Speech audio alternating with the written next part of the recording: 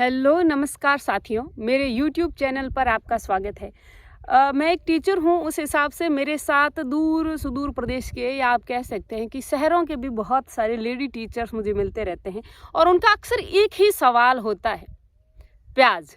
उनको लगता है कि ये प्याज जो है वो ऐसा ही ज़मीन में से निकलता है, इसी प्रकार से हमारे हाथ में आ जाता है। लेकिन उसके पीछे एक किसान की कितना ज़्यादा अथक प्रयास रहता है वो मैं आपको दिखाना चाहूँगी, क्योंकि मैं किसान की बेटी हूँ तो मुझे उसका ज़्यादा नॉलेज है। सर्वप्रथम क्या करते हैं, देखिए इनमें से इनके बीज निकलते हैं। ये जो है इसको हम डोडा बोलते हैं मारवाड़ी में, जैसे अफीम के डोडे नहीं होते, बिल्कुल वैसा ही। अब ये देखिए बड़ा हो जाएगा, फिर इसमें है ना आपका जो किराइचा होता है, जो आप सब्जी में या अचार में डालते हैं किराइचा, ठीक उसी प्रकार के प्याज के भी बीज होते हैं। तो इसके लिए भूखे को उगाने के लिए आप देखिए सर्वप्रथम क्या करना पड़ता है कि देखिए इसकी जड़ों में देखिए आप, इसमें ये देखिए 4-5 जो है अच्छी किस्म के बिल्कुल अच्छे प्याज इसमें ज़मीन में रोप दिए जाते हैं। उनको फिर हल्का हल्का बाहर रखते हुए, उनकी जड़ों को अंदर रखना है और हल्का हल्का बाहर रखते हुए उनको फिर यहाँ पर डाल दिया जाता है। थोड़ी मिट्टी के साथ इनको फिर पानी पिला दिया जाता है। ये पानी पिलाने के बाद इनमें काफ़ी समय लगता है, तब जाकर ये इतने बड़े होते हैं। देखिए मेरे पीछे बहुत सारे हैं। किसान अपने हिसाब से हर बार जो है वो प्याज के बीज भी किसान बाहर से खरीद कर नहीं ला सकता, क्योंकि ये काफ़ी महंगा आता है। कहीं बार 1000-2000 किलो तक भी चला जाता है, इसलिए किसान ये सब कुछ खेत में ही करते हैं।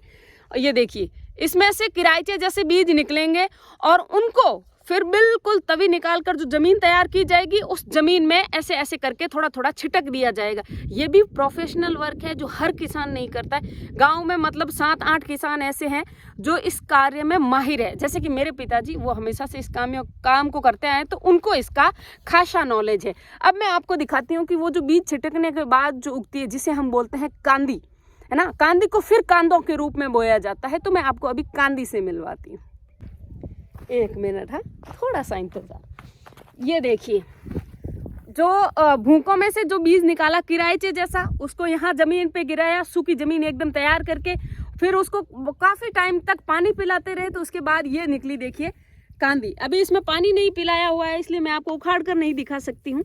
ट्राई करते हैं, फिर भी निकली, थोड़ी जड़ें टूट गई है लेकिन फिर भी निकली है। ये देखिए, है ना। तो अब इसमें जड़ें थोड़ी टूट गई, ठीक है, इससे भी कोई फर्क नहीं पड़ता। इसको हम जमीन में, नई जमीन में जो अभी प्याज के लिए तैयार कर रखी है उसमें डाल देंगे।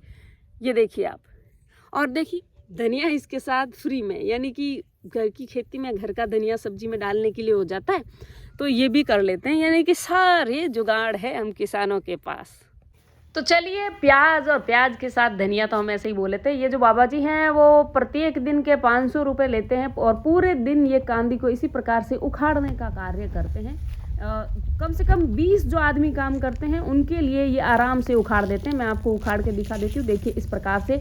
और इस प्रकार से इसको उखाड़ के जो ज़मीन तैयार की गई है, ये देखिए, ये मेरे पीछे जो आपको ज़मीन दिख रही है वो प्याज के लिए तैयार कर रखी है। और इसमें देखिए पानी जाने के लिए धोरियाँ भी है, हमने खोडे बना रखे हैं, जिसको मारवाड़ी में खोडे बोलते हैं, भाई मुझे नहीं पता हिंदी में क्या बोलते हैं, ठीक है। और ये देखिए गजब का व्यू, मेरे पीछे जीरा भी दिखाई दे रहा है आपको, गजब का व्यू है शाम के समय का। और ये जब मैं कुत्ते का फोटो ले रही थी तो मेरे को पीछे से वो बोल रहे हैं कि भाई जी कई करो, कुत्ते रो फोटो लो कई। मैं क्यों जी, बिल्कुल कुत्ते रो भी फोटो लेना जरूरी है, बेचारे कुत्ते भी तो कितने प्यारे होते हैं। ये देखिए, ये मेरी टीटोड़ी, मारवाड़ी में मैं इसको टीटोड़ी ही बोलती हूँ, हमारे यहाँ यही बोलते हैं।